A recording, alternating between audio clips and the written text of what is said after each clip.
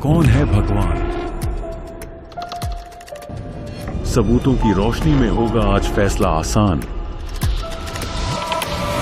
धर्म का सच्चा रूप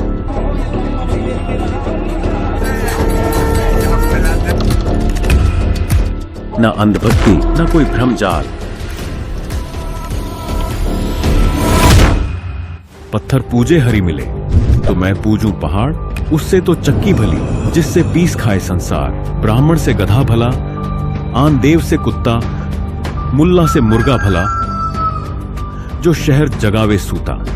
दर्शकों, यह वाणियां है कबीर साहिब की, जिन्होंने आज से 600 वर्ष पूर्व जब वे इस धरती पर थे, उन्होंने उस वक्त की प्रचलित कुरीतियों के खिलाफ अपनी ऐसी वाणियों के माध्यम से कई कुठाराघात किए। दर्शकों, यूं तो कबीर को चाहने वाले दुनिया भर में करोड़ों लोग हैं।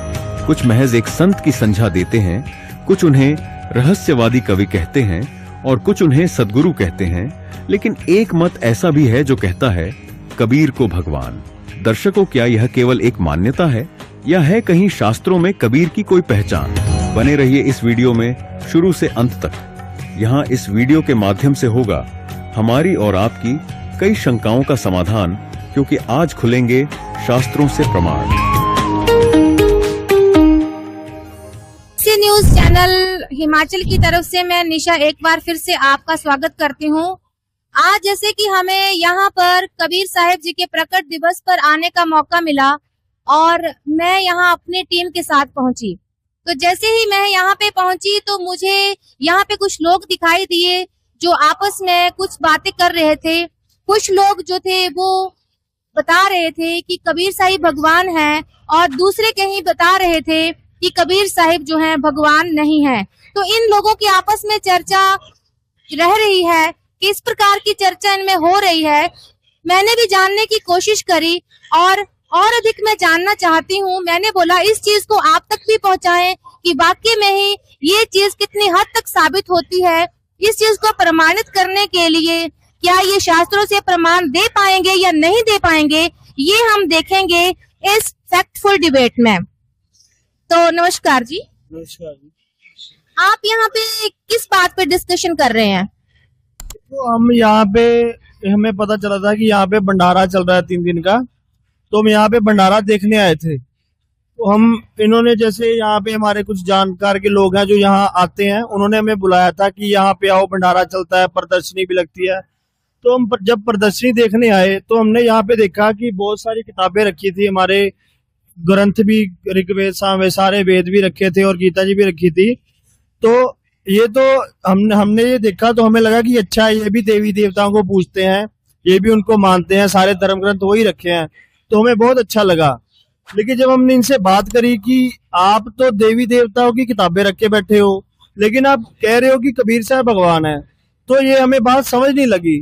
तो मैं सुबह से यहीं पे घूम रहा हूँ, मेरे को ये नहीं समझ आया कि बातें तो ये कर रहे हैं कबीर साहब की, किताबें रख रखी है हमारे हिंदू धर्म की, तो ये दोगलापन इनका क्यों है? वो समझने के लिए इनके पास बैठा था कि ये बातें ये क्यों कर रहे हैं, जबकि हमारे हिंदू धर्म में सबसे बड़े शंकर भगवान को माना जाता है और विष्णु जी को माना जाता है। मैं खुद कृष्ण जी का भक्त हूँ।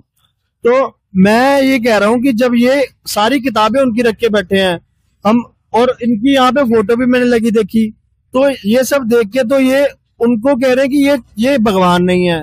तो इस बात के मेरे को मतलब दिक्कत हो रही है समझने में कि ये एक तरफ भगवान को फोटो भी लगा रहे हैं और कह रहे हैं ये भगवान नहीं है। तो मैं ये समझने के लिए इनके पास बैठा हूँ, मेरी ये प्रश्न है। तो जैसे कि ये बोल रहे हैं कि कृष्ण जो है वो भगवान है, वहीं दूसरी तरफ आप ये बता रहे हैं कि कबीर साहिब भगवान है, तो क्या लगता है आपको कि वाकई में ही इनके प्रश्न में दम है? क्या बोलना चाहेंगे आप? धन्यवाद जी, जो आपने प्रश्न किया, हमारे इन भाइयों ने जो प्रश्न किया, मैं इसको समझूंगा कि ये बिल्कुल तार्किक प्रश्न कर रहे हैं, क्योंकि इन्होंने भगवान के विषय में जहां तक जाना हुआ है वहां तक ये ठीक प्रश्न कर रहे हैं। लेकिन हमने जो जाना है उसको ये नहीं समझते हैं कि हमने किस चीज को जाना है। पहले हम भी इन्हीं की तरह थे, हम भी इसी ज्ञान तक सीमित थे, हम भी केवल ब्रह्म विष्णु महेश तक सीमित थे। लेकिन जब हमें संत रामपाल जी महाराज जी की शरण में आकर के ज्ञान प्राप्त हुआ और संत रामपाल जी महाराज ने इस ज्ञान को शास्त्रों से प्रमाणित करके हम सबको समझाया, तब हमने देखा कि वास्तव में कबीर देव जी ही पूर्ण ब्रह्म है, पूर्ण परमात्मा है। उन्होंने ये शास्त्रों से हमें प्रमाणित कर दिया कि कबीर साहिब प्रमाण है, और इसके लिए वे कहते हैं कि गीता में प्रमाण है कबीर साहिब भगवान है, वेदों में प्रमाण है कबीर साहिब भगवान है, जब ये सब बातों में कुरान में प्रमाण है कबीर साहिब भगवान है, और गुरु ग्रंथ साहिब में प्रमाण है कबीर साहिब भगवान है। तो देखिए जिस जिस धर्म के जो अनुयायी रहे हैं उन्होंने परमात्मा को जिस रूप में पाया उन्होंने प्रमाण सहित अपने अपने ग्रंथों में लिखा हुआ है, और उस प्रमाण को हम देख करके ये साबित कर चुके हैं कि कबीर साहिब भगवान है। जिसके लिए हम इन्हें ये वेदों का प्रमाण पूछना चाहते हैं तो वेदों को समझाएंगे, अगर ये गीता जी का प्रमाण पूछना चाहते हैं तो गीता जी से उनको प्रमाण देंगे,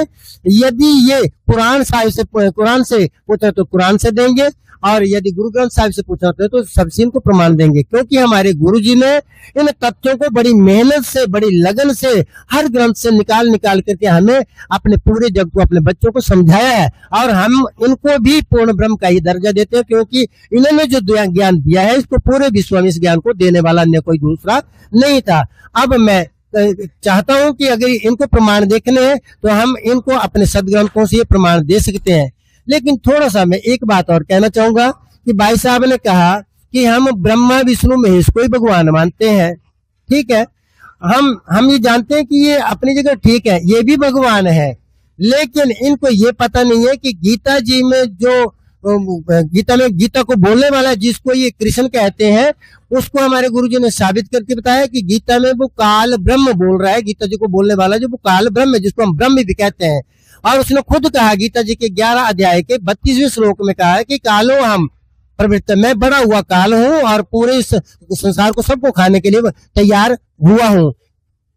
आप देखो इतनी बात कर रहे हो कि हिंदू समाज की जितने किताबें हैं, गीता जी हैं, वेद हैं, उसका ज्ञान हमें तो यही सुना कि कृष्ण जी ने ज्ञान दिया है, और ये ज्ञान दिया भी कृष्ण जी जब महाभारत का युद्ध हो रहा था तब उन्होंने सारा ये ज्ञान अर्जुन को दिया, ये तो हम सबको पता है। तो ये आप अपनी तरफ से कैसे कह सकते हो कि ये वाला ज्ञान कृष्ण जी ने नहीं दिया, किसी और ने दिया? ये तो आप मैं तो पहली बार सुन रहा हूँ। जैसे मैं हिंदू धर्म को जानता हूँ, वो कहते हैं कि ब्रह्मा विष्णु महेश अजरो अमर नहीं है, उनका भी नाश होता है। हम कैसे मान ले, क्योंकि ब्रह्मा विष्णु महेश तो आदि से चलते आ रहे हैं, ये तो उनके रामचंद्र जी, कृष्ण जी और भी कितने उनके अवतार हो चुके हैं, तो वो तो सबसे ऊपर के भगवान है, इनसे ऊपर तो कोई है ही नहीं, तो ये उनको भी झुठला रहे हैं। तो ये जो कर रहे हैं ये समाज सुधारक का काम नहीं है, ये समाज को गलत दिशा में लेके जा रहे हैं। इनको पहले प्रमाण होने चाहिए इनके पास, फिर ऐसे बातें करनी चाहिए। ये सब गलत कर रहे हैं। जब तक प्रमाण नहीं है उसका कोई आधार नहीं है, मुंह से तो जितनी मर्जी बातें कर लो। तो कैसे सिद्ध करेंगे आप इस चीज को? प्रमाण दिखाइए। कैमरामैन सबको दिखाए, ग्रंथ खुद लिखे होंगे यहाँ, क्योंकि आश्रम से यहाँ तो ये खुद भी लिखे हो सकते हैं, इस पे डाउट हो सकता है ना। हाँ, एक देखिए जी, हमारे भाई साहब का प्रश्न है कि इन ग्रंथों को हमें दिखाएं, इनका अवलोकन करवाएं। तो ये देखे पढ़े, ये श्रीमद् देवी भागवत पुराण है जो कि सचित्र मोटा टाइप केवल हिंदी गीता प्रेस गोरखपुर से छपा है। ये इन्हें पता होगा कि अब यहाँ देख सकते हैं इसमें ये जो लिखा है सारे का सारा गीता गोरखपुर प्रेस से, और इसके संपादक हैं हनुमान प्रसाद पोदार चिमनलाल गोस्वामी। आप इसको मानते हो क्या? इसको आप अपना ग्रंथ मानते हैं या नहीं मानते हैं? तो इसमें देखें, अब इसके पृष्ठ संख्या 138 पर यहाँ पर देखेंगे, यहाँ लिखा है कि तुम शुद्ध स्वरूप हो, यह सारा संसार तुम्ही से उद्भासित हो रहा है। मैं ब्रह्मा और शंकर हम सभी तुम्हारी कृपा से ही विद्यमान है। अर्थात यहाँ पे कह रहे हैं कि ब्रह्मा जी और शंकर जी हम तुम्हारी कृपा से हैं। किसकी कृपा से? दुर्गा जी की कृपा से विद्यमान है। हमारा आविर्भाव मतलब जन्म और तिरोभाव मतलब कि मृत्यु हुआ करता है। केवल तुम ही नित्या हो, जग जननी हो, प्रकृति और सनातनी हो। अब मेरे भाइयों से जानना है कि क्या ये अपने भगवानों की मृत्यु और जन्म के बारे में जानते हैं या नहीं? क्योंकि यहाँ श्रीमद् देवी भागवत पुराण जी में इनको मृत्यु के दायरे में कहा गया है, तो इनको भगवान कैसे मान सकते हैं? हाँ, हम इनको भगवान इसलिए मानते हैं कि ये त्रिलोकी के स्वामी है। ये स्वर्ग लोक के, पृथ्वी लोक के और पाताल लोक के स्वामी है। ये ब्रह्मा जी के पुत्र हैं। जो प्रकृति शब्द यहाँ पर आया है ये दुर्गा जी के लिए प्रयोग हुआ है। तो इन दोनों की ये संतानें हैं। जब ये दोनों ही संतान है तो इनके माता पिता का भी वर्णन आ रहा है, तो ये भगवान कैसे हो सकते हो? क्योंकि हम तो सुप्रीम गॉड परमात्मा उसको मानेंगे जिससे श्रेष्ठ, जिससे ऊपर कोई और नहीं है। तो ये इससे इनको प्रमाणित किया जा रहा है कि यहाँ पर आपके ही इस धर्म ग्रंथ में ये सारा ज्ञान दे रखा है। अगर इसको ये समझेंगे तो इन्हें भी ज्ञात हो जाएगा कि परमात्मा की स्थिति क्या है, परमात्मा कौन है। जैसे आपने बताया कि ये ब्रह्मा विष्णु महेश का तो जन्म मरण हो रहा है, तो हम तो इनकी ही भक्ति कर रहे थे। अब अगर इनका जन्म मरण हो रहा है तो फिर अगर हम इनकी भक्ति करेंगे तो हमारी भक्ति का तो कोई हमें फल नहीं मिलेगा। तो फिर हम भक्ति करें तो करी किसकी? क्योंकि हम तो भगत है, हमने तो भक्ति करनी है, हमें तो परमात्मा चाहिए। अब ये अगर ये परमात्मा नहीं है तो फिर परमात्मा कौन है? बताओ इनको कौन है परमात्मा। देखें भक्त जी, मैं आपकी जिज्ञासा को जानते हुए थोड़ा सा विस्तार से आपको मैं गीता जी से बताऊंगा। गीता जी में जो गीता को बोलने वाला है वो काल है, उसको ब्रह्म कहते हैं। और ये ब्रह्म ही इन ब्रह्मा विष्णु महेश तीनों का पिता है। प्रकृति जो शब्द आपने देखा श्रीमद देवी भागवत पुराण में, प्रकृति इनकी माता ही दुर्गा के लिए प्रयोग में आया है, जिसको हम विस्तार से अगर जानना चाहें, आप जानना चाहें तो आप श्रीमद देवी भागवत पुराण जी को विस्तार से पढ़िए, आपको पूरी जानकारी हासिल हो जाएगी। लेकिन इसके बीच में अब ये खुद काल ब्रह्म जो गीता को बोल रहा है कृष्ण के भीतर बैठ करके, ये खुद कह रहा है कि मुझसे आगे कोई दो और है, और उनका मैं आपको देखो गीता से ऐसे प्रमाण सहित आपको जवाब देने जा रहा हूँ, जिसमें आप देखेंगे गीता जी में श्रीमद भागवत गीता जी में आप यहाँ देखें अध्याय 15 का और श्लोक जो है 16, पहले 16 देखेंगे। यहाँ लिखा है, गीता ज्ञान दाता कह रहा है कि द्वौ इमौ पुरुषौ लोके क्षर अक्षर एव च। इस संसार में दो पुरुष है, एक कौन? क्षर और एक अक्षर। जो क्षर है वो ब्रह्म है और ये जो अक्षर है ये पर ब्रह्म। पर ब्रह्म मीन के जो ब्रह्म से बड़ा, जैसे हम राजनीति में किसी को एमएलए के बाद मंत्री आता है, मंत्री का मुख्यमंत्री, उसी तरह ये क्षर अक्षर दो बताए गए हैं और गीता जी में बताया। लेकिन आज तक किसी पंडित ने, किसी ज्ञानी ने इस श्लोक के विषय में जानकारी नहीं दी कि इस ब्रह्म के बाद आगे भी कोई और शक्ति विद्यमान है। और फिर इसके साथ में क्या कहता है? क्षर सर्वभूतानि सर्वाणी भूतानि कूटस्थो अक्षर उच्यते। फिर यहाँ पे देखिए, यहाँ पे सरल हिंदी में भी कह रखा है क्या? इस संसार में नाशवान और अविनाशी, ये जो अविनाशी शब्द है इसलिए लिख दिया है क्योंकि जो अक्षर है, अक्षर शब्द का होता है अविनाशी, लेकिन ये भी नाशवान है। ये यहाँ पर अनुवाद में कमी है भी। ये दो प्रकार के पुरुष हैं। फिर उनके लिखे संपूर्ण भूत प्राणियों के शरीर नाशवान और जीवात्मा अविनाशी कहा गया है। तो यहाँ भी इन्होंने अर्थ में गलती कर रखी है, क्योंकि ऐसा नहीं है। ये अक्षर और अक्षर की महिमा को बताने वाला श्लोक है। और नीचे ये देखे श्लोक 17 है। 17 में लिखा है, उत्तम पुरुष तो अन्य, उत्तम पुरुष तो कोई और है। किसे? क्षर और अक्षर के जो परे है, इनसे भी वो श्रेष्ठ है। उसी को परमात्मा इति उदाहरित, उसको परमात्मा कहा गया है। आप बताइए, आप कौन से परमात्मा को ढूंढना चाहते हैं? फिर साथ में उसके बारे में उसकी विशेषता भी बताई है। यह जो परमात्मा लोक त्रयम आवृत्य, तीन लोकों में प्रवेश करके, कि यहाँ भी ऊपर भी सब जगह प्रवेश करके विभर्ती सबका क्या करता है? भरण पोषण धारण पोषण करता है। और अव्यय ईश्वर वो ही अविनाशी परमात्मा है। तो भगत जी आप बताइए कि आप ब्रह्मा विष्णु महेश को, जिसको आपने मान लिया कि वो मृत्यु के दायरे में, लेकिन अब वो परमात्मा कैसे? गीता जी हमारा सबसे बड़ा हिंदुओं का पवित्र धर्म ग्रंथ है जो गॉड गिवन है। अगर इसमें ऐसा लिखा हुआ है तो इससे बड़ा प्रमाण और कहां से मिल सकता है? तो आप कैसे सिद्ध करेंगे कि कबीर परमात्मा है, कबीर भगवान है? वो सिद्ध करें हमें। इस श्लोक में कहीं ये तो नहीं लिखा है कि कबीर साहब जो है पूर्ण परमात्मा है। तो अब आप बताओ कि कैसे सिद्ध करोगे कि कबीर साहब परमात्मा है? मैं इनकी इस शंका का भी समाधान किए देता हूँ। अध्याय 8, गीता जी के अध्याय 8 श्लोक नंबर 9, 8 श्लोक नंबर 9, ये देखें, ये अध्याय 8 है और ये श्लोक संख्या 9 है। ये जो श्लोक लिखा है ना पूरा, इस श्लोक आप यहाँ पे अर्थ देखें जरा, मैं अर्थ की तरफ आपको ले जाता हूँ। यह जो पुरुष व्यक्ति, जो व्यक्ति, यहाँ पे कभी में यह सर्वज्ञ लिखा हुआ है, ये गलत है। देखिए इसको हमने मार्क कर रखा है। कभी यहाँ पे सर्वज्ञ लिखा है, सर्वज्ञ भी परमात्मा की सेवा कोई नहीं हो सकता। लेकिन अगर ये सर्वज्ञ लिखते हैं तो कभी शब्द लिखने की क्या जरूरत थी? यहाँ पे कभी का मतलब है कबीर को। कबीर को क्या मानता है? अनादि और सबके नियंता, सूक्ष्म से भी अति सूक्ष्म सबके धारण पोषण करने वाले सूर्य के समान नित्य चेतन और अविद्या से परे, अविद्या होते है बुराई से, उससे परे सच्चिदानंद घन परमेश्वर का स्मरण करता है। यानी कि उस कबीर, अब यहाँ बताइए वो सर्वज्ञ कौन है? ये कबीर का अर्थ यहाँ पे कबीर परमेश्वर है, जो आज तक हमें किसी ने बताया नहीं है। साथ में आप खुद भी सोच करके विचार कीजिए कि कबीम संस्कृत में कवि शब्द का जो है तो दूसरी व्यक्ति के एक वचन में बनता है कबीम, कवि को मीन कबीर को, तो ये शब्द कबीर के लिए प्रयुक्त है, ना कि सर्वज्ञ, जो कि हमारे लिए एक विकृति बनी हुई है। इसके जैसा मैं एक श्लोक और आपको बताता हूँ, गीता अध्याय 18 श्लोक 62। अब देखें, गीता अध्याय 18 श्लोक 62, अध्याय 18 श्लोक 62। अर्जुन को समझाते समझाते काल ब्रह्म खुद क्या कह रहा है?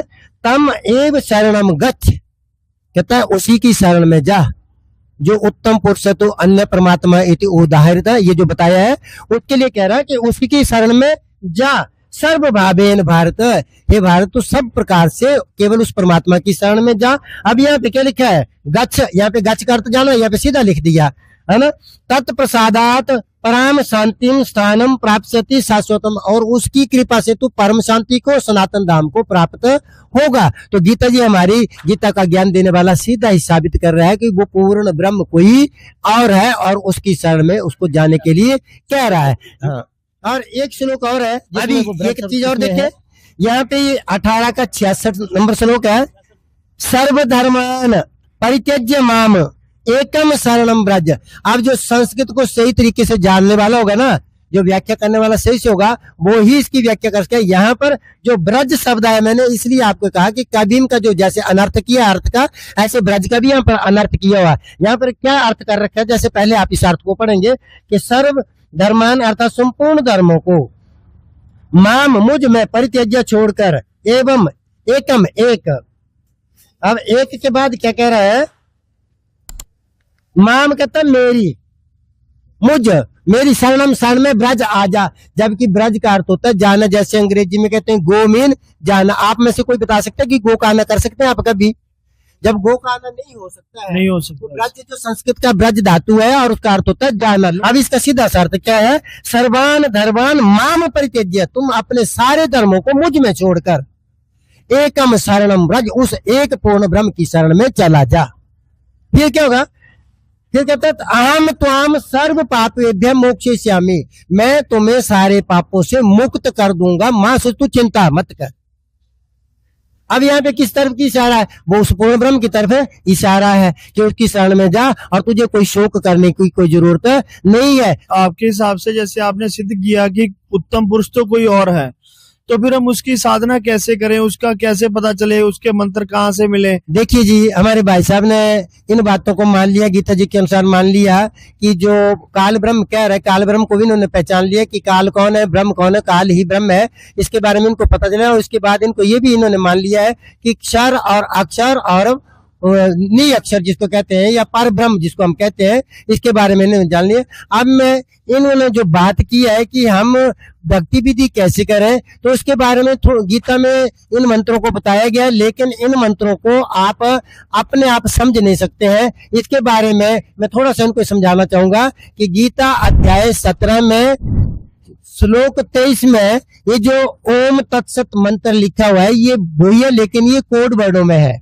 गीता जी में ही ये ब्रह्म खुद कह रहा है ओम इति एक अक्षर माम ब्रह्म, ओम मेरा एक अक्षर मुझ ब्रह्म का है। तो उसने अपना मंत्र तो बता दिया, आगे का इसको मालूम नहीं था, लेकिन यहाँ पर जो मंत्र ब्रह्म ने बताया है कि ओम तत् सत इति निर्देश ब्रह्मण त्रिविध समृतः, ये जो ओम तत्सत का मंत्र है ये 3 प्रकार से और 3 बार में इसका जाप किया जाता है। तो ये यहाँ पर इसको हमारे गुरुजी, इसका रहस्य गुरुजी ने हमें पूर्ण रूप से विस्तार से समझा रखा है कि ओम बच्चों ब्रह्म का मंत्र है और तत्व और सत्य जो है ये सांकेतिक है, ये कोड वर्डों में, इसको बिना गुरु के किसी को नहीं बताया जा सकता। हम इनको यही आग्रह करते हैं कि अगर इनको ये बातें समझा जाएंगी तो जो गीता अध्याय 15 के श्लोक में बताया है कि जो व्यक्ति इस उल्टे लटके हुए संसार रूपी वृक्ष को भिन्न भिन्न भेदों सहित जानता है वो तत्वदर्शी संत है, और उसके पास जाकर के ये इस ज्ञान को प्राप्त करे। और उसके लिए परमात्मा ने कबीर सागर में लिखा है, अक्षय पुरुष एक पेड़ है, निरंजन वाकी डार है, तीनों देवा शाखा है, ये पात रूप संसार। तो हिंदी में सरल सा दोहा है जिसमें कह रहा है कि अक्षर पुरुष एक पेड़ है। जो पेड़ होता है वो जड़ों से बाहर दिखता है, वो पेड़ होता है। जिसको हम तना कहते हैं वो पेड़ है, वो तना है, वो अक्षर है। बड़ा सुंदर तरीके से समझा। और उसके नीचे एक डार है जो टहनी जिसको कहते हैं, उसकी ब्रांच निकलती है, वो निरंजन है जिसको ब्रह्म कहते हैं। और उसके तीनों देवा शाखा है, जो नीचे 3 टहनियां जा रहे हैं वो ब्रह्मा विष्णु महेश पत्नी से वो है।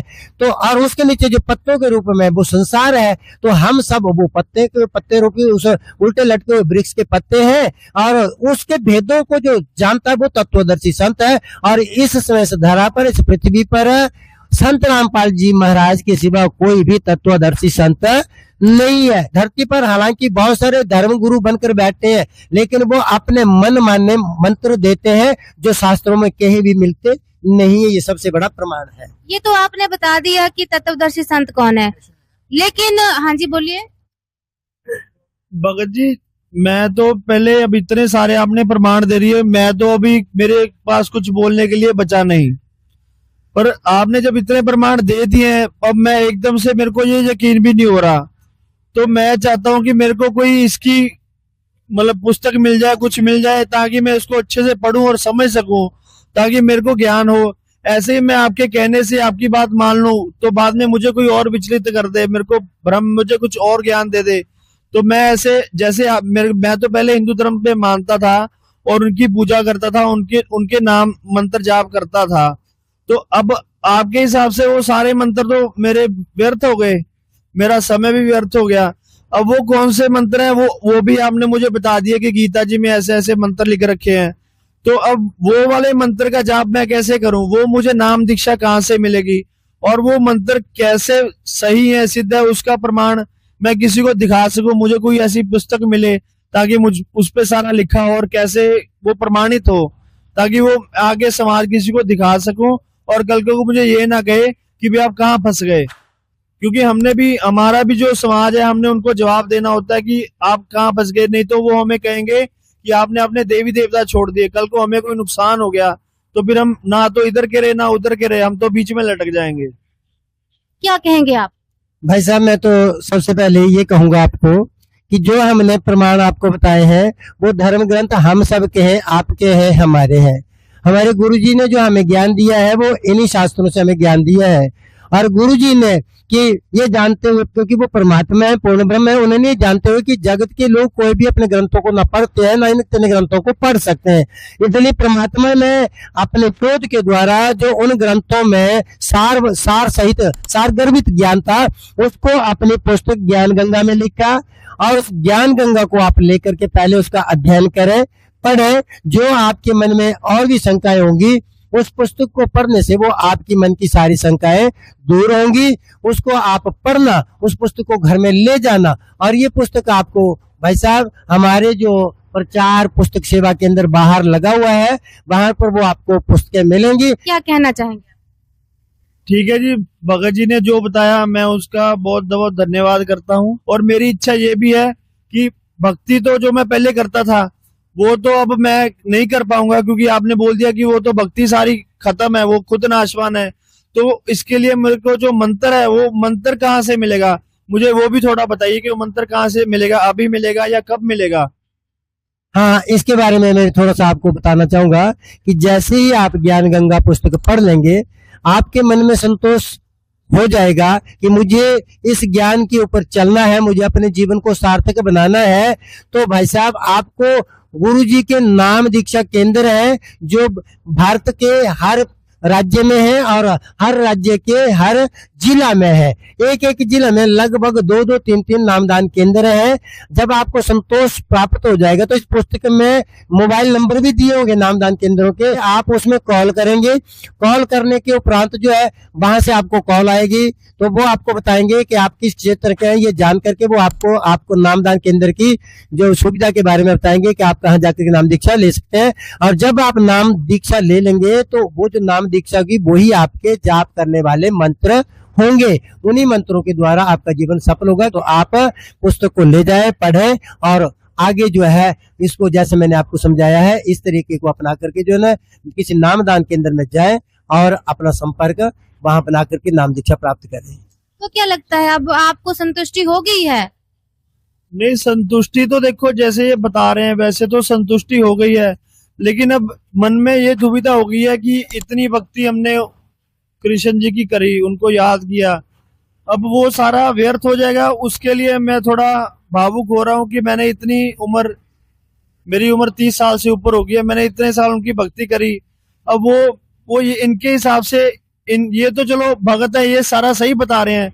जो हमारे पंडित लोग को हमें बताना चाहिए था वो उन्होंने हमें नहीं बताया। मैं तो उनको कोसता हूँ कि उन्होंने हमें पहले क्यों नहीं दिखाया, जबकि हम हफ्ते में 2 बार तो मंदिर जाता ही हूं, मैं 2 बार 3 बार तो जाता ही हूं, लेकिन उन्होंने आज तक नहीं बताया। यहाँ पे आज मैं पहली बार आया हूँ, इन्होंने ऐसे खोल के दिखा दिया जैसे ये तो पहली क्लास की कक्षा की पुस्तकें होती हैं। ऐसे ही पंडित लोगों के पास जब मंदिर में जाते थे वहां पे हमने कभी 1-2 बार मैंने मंदिर में पढ़ी देखी किताबें की ऐसी किताबें, लेकिन इतनी मोटी मोटी देखे हम तो पढ़ने की कभी इच्छा ही नहीं हुई। लेकिन उन्होंने यहाँ पे ऐसे खोल के दिखा दिया, अब तो मन कर रहा है कि पहले किताबें पढ़े, ज्ञान समझे और नाम दीक्षा भी लें। मेरा तो मन बन रहा है कि मैं यहाँ से नाम दीक्षा लेकर ही जाऊं। तो फिर देखा आपने कि किस तरह से एक तरफ संत रामपाल जी महाराज जी के अनुयायियों ने सिद्ध कर दिया कि कबीर ही एक पूर्ण परमात्मा है, पूर्ण ब्रह्म है। दूसरी तरफ जो जगत के भाई साहब यहाँ पे इस समागम में आए हुए हैं वो भी बोल रहे हैं कि हम भी पूरी तरह से संतुष्ट हो चुके हैं और वो भी यहाँ से नाम दीक्षा लेकर ही जाएंगे। तो इसका मतलब है संत रामपाल जी महाराज जी ने अपने अनुयायियों को ऐसा ज्ञान से भरपूर कर दिया है कि वो प्रमाण सहित हर चीज को दिखा सकते हैं और वो सेटिस्फैक्ट्री जो चीज है वो संत रामपाल जी महाराज जी के शिष्यों ने पूरी चीज खोल के जगत के लोग भाई बहन जो आए हुए हैं बाहर से उनको उन्होंने सेटिस्फाई कर दिया। तो अब आप देख सकते हैं, आप भी सोचने पर मजबूर होंगे कि वाकई में ही संत रामपाल जी महाराज जी के ज्ञान में ऐसा क्या है और ऐसे कौन कौन से प्रमाण हैं, आपने भी आज देख लिए होंगे। मुझे लगता है कि आप भी इस चीज को सोचने पर मजबूर हो जाएंगे और जरूर सोचेंगे कि हम भी कोशिश करें और संत रामपाल जी महाराज जी के बारे में ज्यादा से ज्यादा जानकारी लेकर उनसे जुड़े। बहुत बहुत धन्यवाद आप सबका जी। सच्चाई इस प्रकार की और अधिक जानकारी के लिए जुड़े रहिए ऐसे न्यूज चैनल हिमाचल के साथ। धन्यवाद।